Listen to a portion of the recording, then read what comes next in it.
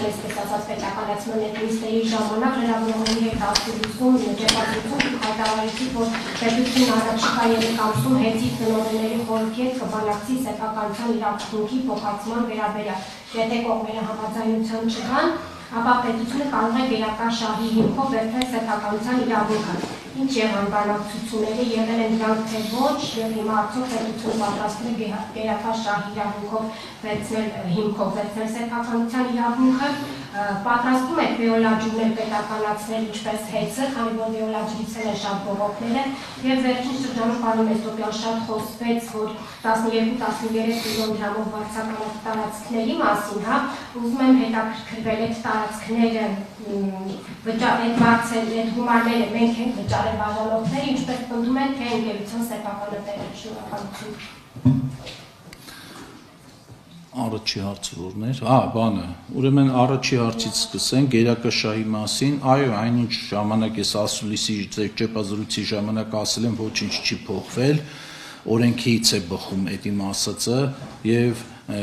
դեռևս ժամանակահատվածը 3 ամսվա դեռ չի ավարտվել եւ առաջիկա օրերին կամ մամուլով կիրազեկեն այդ մասին կառավարության բանկան մարմինները կամ կիմանանք դեռ գաղտնի որևէ գործընթաց չկա պետությունը այս փուլում երբ որ մենք դադարեցել ենք պաշտպան լիցենզիան հեծի հաջորդ փուլը այո դա էր որ 3 ամսյա ժամկետում պետությունը պետք է նախկին սեփականատերերին լիցենզավորված պաշտպան լիցենզավորված գործունեություն իրականացնելու համար անհրաժեշտ գույքի սեփականության իրավունքի օտարման գործընթաց սկսի եւ դրա շրջանակներում պետք է գին առաջարկի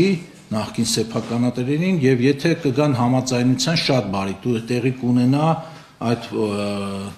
սեփականության իրավունքի փոխանցումը վճարելով համապատասխան գումարը եթե չի լինի համաձայնություն իսկ այս պահին դեռ չենք կարող ասել ինչպիսին կլինի ելքերը որովհետեւ դեռ այդ առաջարկությունը որպես այդպիսին ժամանակ կա դեռ չի եղել եթե չեն համաձայնվի այո ճիշտ եք ասում դրանից հետո հանրային գերակաշահ ճանաչելու ճանապարհով այդ օրենքի այդ կետով կշարունակվի հեծի բաժնե մասերի եւ գույքի օտարման իրավունքի փոխանցման հարցը